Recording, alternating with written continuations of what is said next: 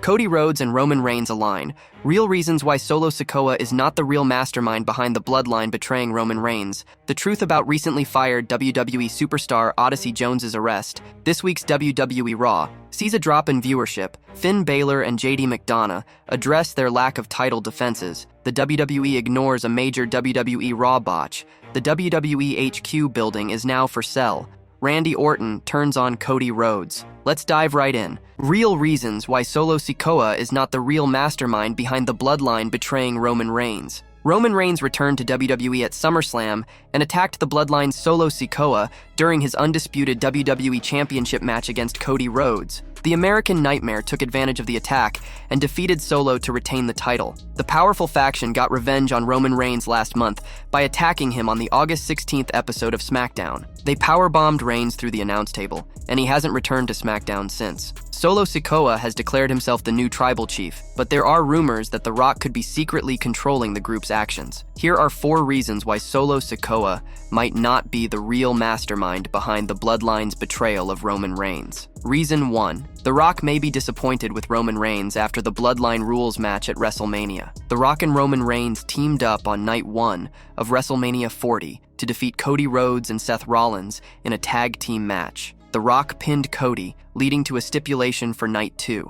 a Bloodline Rules match for the undisputed WWE Universal Championship. However, despite the advantage, Reigns couldn't retain his title as Cody dethroned him in the main event. The Rock could be frustrated with Reigns' loss at WrestleMania 40 and might have instructed the SmackDown faction to make changes following the defeat. Reason 2. The Rock could still be upset about acknowledging Reigns as the tribal chief. The Rock is one of the most iconic figures in professional wrestling, yet he had to acknowledge Roman Reigns as his tribal chief earlier this year. On the March 1st, 2024 edition of SmackDown, Reigns asked The Rock to recognize him as the tribal chief, and the Great One agreed. While The Rock supported Reigns at the time, he may now feel bitter after seeing Reigns lose at WrestleMania 40. It's possible The Rock is plotting with Solo Sikoa and the new Bloodline behind the scenes to make the group even stronger on SmackDown. Reason 3. The Rock could be manipulating Solo Sikoa's ego for his own gain. Solo Sikoa quickly claimed the title of tribal chief for himself after Roman Reigns lost at WrestleMania 40. He removed Jimmy Uso from the Bloodline after Jimmy's loss to Jey Uso at WrestleMania and kicked Paul Heyman out of the faction on the June 28th episode of SmackDown when Heyman refused to acknowledge him as the new leader. The Rock might be using Solo's ambition to his advantage, telling him that he deserves to be the head of the Bloodline. However, The Rock could later demand that Solo step aside, taking control of the group on SmackDown without Roman Reigns. Reason 4. The faction may be targeting The Rock's rivals on his behalf. Solo Sikoa is currently focused on both Roman Reigns and Cody Rhodes on SmackDown. After WrestleMania 40, The Rock appeared on Raw to warn Cody Rhodes that he would challenge for the undisputed WWE Championship in the future. Despite losing at SummerSlam, Solo has made it clear he's still after the title, and the faction's recent attack on Roman Reigns shows they're not backing down. The Rock, known as the most electrifying man in sports entertainment, could be directing the group to weaken his rivals so that when he returns to WWE, he can face them when they are vulnerable. The truth about recently fired WWE Superstar Odyssey Jones' arrest. There are many stories circulating in the pro wrestling world, and you never know what might happen next. This was proven when Odyssey Jones was released from the company due to allegations made against him. These allegations involved domestic assault. Now, it's important to clear up a rumor about his arrest. Recently, a rumor began spreading that Odyssey Jones had been arrested in Arkansas, causing a lot of buzz among fans and media seeking clarification. However, PW Insider has looked into the situation and confirmed that the arrest story is completely false. According to the original rumor, a man named Omari Palmer, which is Odyssey Jones's real name, was reportedly arrested in Arkansas. This led to widespread speculation about his potential legal troubles. While Odyssey Jones was suddenly removed from WWE's roster, there was no actual arrest. It turns out that a man named Omari Palmer was indeed arrested on August 24th, but the age and mugshot of this individual do not match those of the wrestler who plays Odyssey Jones. The differences in personal details confirm that the arrest report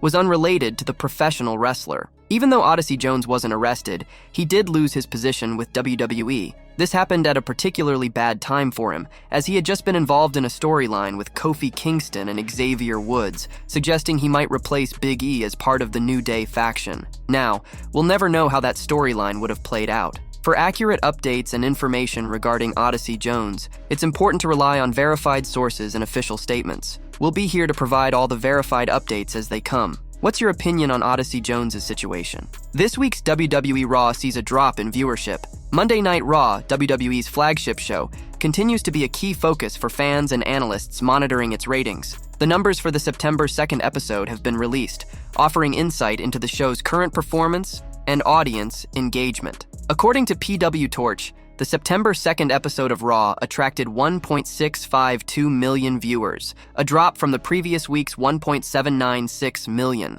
The rating in the key 18 to 49 demographic also fell, earning a 0.49 compared to last week's 0.57. This episode followed the Bash in Berlin event and focused on its aftermath. Key moments included Sami Zayn challenging Gunther for the WWE World Heavyweight Championship, Kairi Sane suffering a severe facial injury, and Drew McIntyre's destruction of CM Punk, among other highlights. Fans are eagerly awaiting the next episode to see if Raw can regain viewership, with excitement already building around upcoming storylines and events. What's your opinion on this week's ratings for Raw? Finn Balor and JD McDonagh addressed their lack of title defenses. One half of the WWE World Tag Team Champions, Finn Balor, has addressed his lack of title defenses. Along with fellow Judgment Day member JD McDonagh, Balor won the titles by defeating Awesome Truth on the June 26th episode of Monday Night Raw. Despite holding the titles for over 2 months, they have yet to defend them on television. Interestingly, Balor and McDonagh have competed in several matches during this time. Most recently,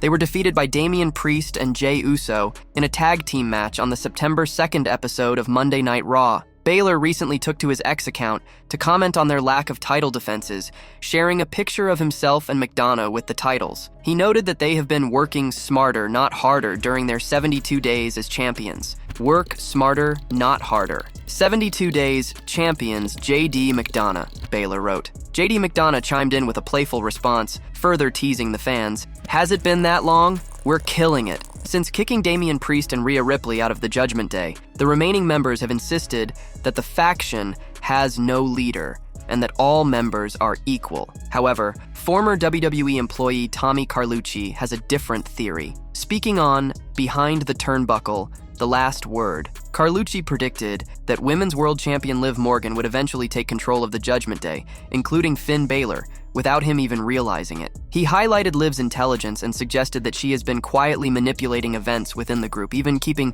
Dominic Mysterio in the dark about her plans. I think as the storyline goes on, she's Liv Morgan gonna be controlling everything, even Finn. And Finn doesn't even know it, that he's being controlled by Liv. That's how smart she is. I think they're really investing in her, and we all know there's an angle here with her and Dom and stuff like that. I don't think she's even smartened up Dom about what she has planned for the Judgment Day. That's what I'm thinking, Carlucci said. Currently, the Judgment Day is feuding with the Terror Twins, who recently teamed up with Jey Uso. It will be interesting to see if Jey helps Damian Priest and Rhea Ripley take down their former faction. The WWE ignores a major WWE RAW botch. This week's Monday Night Raw featured a backstage confrontation between two top WWE superstars, which included a claim that has since been revealed as inaccurate. The superstars in question were Intercontinental Champion Braun Breaker and Jey Uso. Breaker approached Jey to ask him to withdraw from the Intercontinental title #1 Contenders Tournament. During their exchange, Breaker stated that no member of Jey's family had ever defeated someone from his own family. However, this claim was reportedly incorrect. On the Rebooked podcast, former WWE star Matthew Rehwoldt, formerly known as Aiden English, mentioned that a fan pointed out an inaccuracy in Breaker's statement. According to the fan, Jey's father, Rikishi, and Samu, as part of the Head Shrinkers, defeated Breaker's father, Rick Steiner, and his uncle, Scott Steiner, in 3 tag team matches in 1993. This information, available on the Cage Match Internet Wrestling database, shows that the Head Shrinkers overcame the Steiner brothers in matches that took place on May 21st and 22nd at WWE house shows in Pennsylvania and New Jersey. While Rehwoldt did not verify the information, Sportskeeda did, confirming the match results through Cage Match. Despite this error in Breaker's statement, the mistake went largely unnoticed by most fans, with only a few picking up on it and posting about it on social media. On the August 26th episode of Monday Night Raw, Jey Uso defeated Karrion Kross and Kofi Kingston in a triple threat match to advance in the Intercontinental title #1 Contenders Tournament. Jey will next face Pete Dunne, Ilya Dragunov, and Braun Strowman in a fatal 4-way match to determine the tournament's winner. Before the upcoming clash, Jay teamed up with Damian Priest to defeat the Judgment Day in the main event of the recent episode of Raw. Despite Jey Uso's impressive career in WWE, he has never held a singles championship. Fans are eager to see if he can overcome Braun Breaker and finally win his first singles title.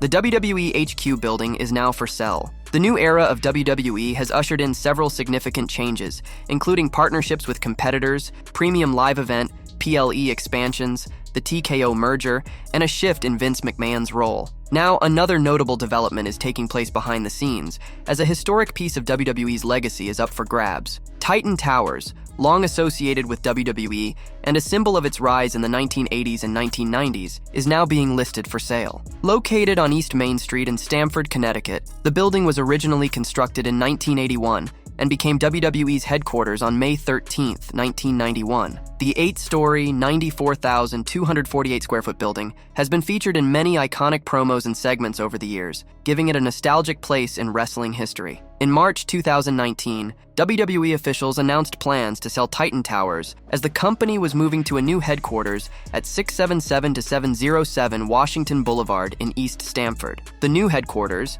which spans approximately 400,000 square feet, includes a 13-story office tower and a 7-story pavilion with production facilities. Last April, the company launched The Studios, a 30,000 square foot state-of-the-art production facility. WWE planned to have 800 employees working at the new location, and the transition from Titan Towers to the new HQ was completed throughout 2023. Now, Titan Towers is officially listed for sale by commercial real estate firm Newmark. While the listing price is marked as subject to offer, the 1.19-acre property was appraised at around $18 million in the previous year. The building is no longer in use and has been vacant for some time. WWE still has some exterior signage on the property, but the company logo and American flags have been removed. The report also mentioned that the 4-story parking garage has been empty on weekdays for months. With Titan Towers up for sale, a major piece of WWE history could soon belong to a new owner. Randy Orton turns on Cody Rhodes. Legendary wrestling manager Jim Cornette believes that Randy Orton turning on Cody Rhodes is inevitable. According to Cornette, this is why Kevin Owens hasn't betrayed Cody, leaving that moment for the Viper. Cody and Randy have a long history, having been part of a trio with Ted DiBiase Jr. known as The Legacy. During Cody's feud with the Bloodline, both Randy and Owens came to his aid multiple times. At that time, it was hinted that Orton might eventually turn on Cody and challenge him for the undisputed WWE Championship. On the latest episode of the Jim Cornette Experience, Cornette reviewed the tag team match between Cody Rhodes and Kevin Owens against A-Town Down Under on SmackDown last week. Cornette explained that while many speculated Owens would betray Cody, he didn't believe that would happen. Instead, he feels that WWE is saving that moment for Randy Orton, setting the stage for a big match. I wasn't sold on the idea it was gonna happen. I was like, this is what they're trying to do, but it's a red herring. Because right now, Kevin Owens turning on Cody Rhodes would diminish the impact when Randy Orton eventually turns on Cody Rhodes, which I'm sure is going to happen. And that's where all the big money is, Cornette said. Recently, Orton challenged Gunther for the World Heavyweight Championship in the main event of WWE Bash in Berlin. Despite putting up a tough fight, Orton was unable to win, passing out after being locked in a rear-naked choke. Nonetheless, Randy Orton received high praise from commentator Michael Cole, who referred to him as one of the greatest performers in wrestling history. Randy is one of the all-time greats. I have to say, I have goosebumps right now talking about Randy. I've had the opportunity to call most of his matches in his career. He is an unbelievable performer. Since day one, when he arrived on the scene here in WWE, he has dominated, and I thought he would get closer to making history tonight, Cole said. At the same event, Cody Rhodes successfully defended his undisputed WWE Championship by defeating Kevin Owens. Cody Rhodes and Roman Reigns align. Cody Rhodes and Roman Reigns are two WWE superstars you wouldn't expect to see working together. However, a shared enemy has emerged in recent months: Solo Sikoa. With this looming threat, there's speculation that Rhodes and Reigns could form an unlikely partnership, albeit a fragile one, behind the scenes on SmackDown. This potential alliance could result in a shocking twist. More than a week ago, Solo Sikoa attacked Roman Reigns, signaling his departure from the Bloodline and his intention to challenge the undisputed WWE Champion. Now his sights are set on one thing: the undisputed WWE Championship. It's likely that Solo will pursue Cody Rhodes for a title opportunity at Bad Blood 2023. 2024. This is where the possibility of a betrayal comes into play. Under Paul Heyman's guidance, Cody could offer Solo Sikoa a contract for the event. In his eagerness to secure a title shot, Solo might sign the contract without reading the details. The twist would then unfold as Rhodes reveals that the contract is not for a match with him at Bad Blood, but instead a showdown with Roman Reigns. If WWE decides to execute this twist,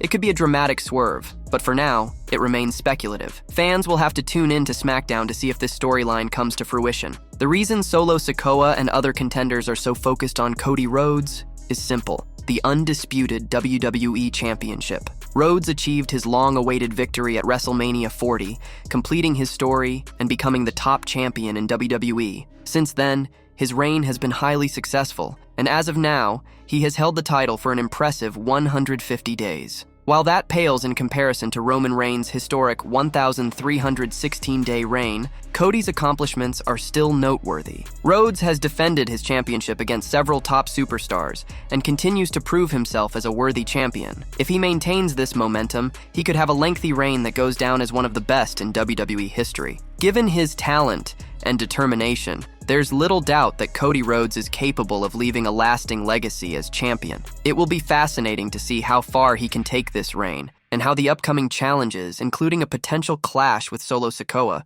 will shape his future.